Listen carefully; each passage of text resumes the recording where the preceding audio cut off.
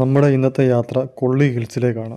നാമക്കൽ ജില്ലയിൽ രാസിപുരം താലൂക്കിൽ സ്ഥിതി ചെയ്യുന്ന കൊള്ളി ഹിൽസ്. രാവിലെ ആയിരിക്കും ഇവിടെ പോകാൻ നല്ലത്, അല്ലെങ്കിൽ വൈകുന്നേര സമയങ്ങളിൽ. ഇവിടുന്ന് ഏകദേശം 70 ഹെയർ പിൻ കയറി വേണം കൊള്ളി ഹിൽസിലെത്താൻ. ഏകദേശം 70 വളവുകളും വളവുകൾ നിറഞ്ഞ സ്ഥലങ്ങളാണ്. ഒരുപാട് മരണം സംഭവിച്ചിട്ടുള്ള, ഒരുപാട് അപകടങ്ങൾ സംഭവിച്ചിട്ടുള്ള സ്ഥലമാണ് കൊള്ളി ഹിൽസ്. കൊല്ലിപ്പാവ എന്ന പ്രേതം വസിച്ചിരുന്നു എന്ന് കരുതപ്പെടുന്ന കൊള്ളി ഹിൽസ്. ഈ കൊള്ളി ഹിൽസിലെ 70 ഹെയർ പിൻ ബെൻഡുകൾ കയറി പോകാൻ വേണ്ടി ഏകദേശം 2 മണിക്കൂറോളം സമയമെടുക്കും. പോകുന്ന വഴിയിൽ മഞ്ഞും നല്ല തണുപ്പ്, നല്ല അടിപൊളി കാലാവസ്ഥയാണ്. കുറച്ച് ദൂരം ഇങ്ങോട്ട് സഞ്ചരിച്ച് കഴിഞ്ഞാൽ ഇനിയൊരു ഫോറസ്റ്റിൻ്റെ ചെക്ക് പോസ്റ്റ് ഉണ്ട്. അവിടെ തൊട്ടാണ് കൊല്ലിമലയുടെ തുടക്കം തുടങ്ങുന്നത്. ആ ഫസ്റ്റ് ഹെയർ പിൻ തുടങ്ങുന്നത് ഈ ചെക്ക് പോസ്റ്റ് കഴിഞ്ഞിട്ടാണ് തുടങ്ങുന്നത്. തമിഴ്നാടിൻ്റെ ഈ ചെക്ക് പോസ്റ്റ് കഴിഞ്ഞ ഉടനെ വനമാണ്. വനത്തിൽ കൂടെയാണ്, അടിപൊളി റോഡാണ് വനത്തിൽ കൂടെ. ഇവിടുന്ന് അങ്ങോട്ടുള്ള റോഡ്, അങ്ങോട്ട് ഹെയർ പിൻ തുടങ്ങുന്നത് ഇവിടുന്നാണ്.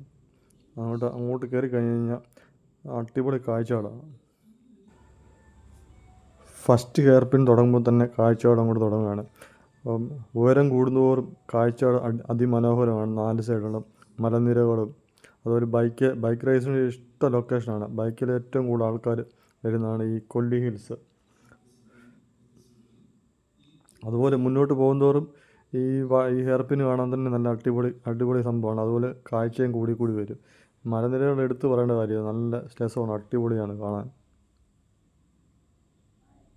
എപ്പോഴും ബസ് സർവീസ് ഉള്ള റൂട്ടും കൂടിയാണ്. തമിഴ്നാടിൻ്റെ ബസ് സർവീസുകൾ എപ്പോഴും ഇങ്ങനെയുള്ള റൂട്ടാണ്.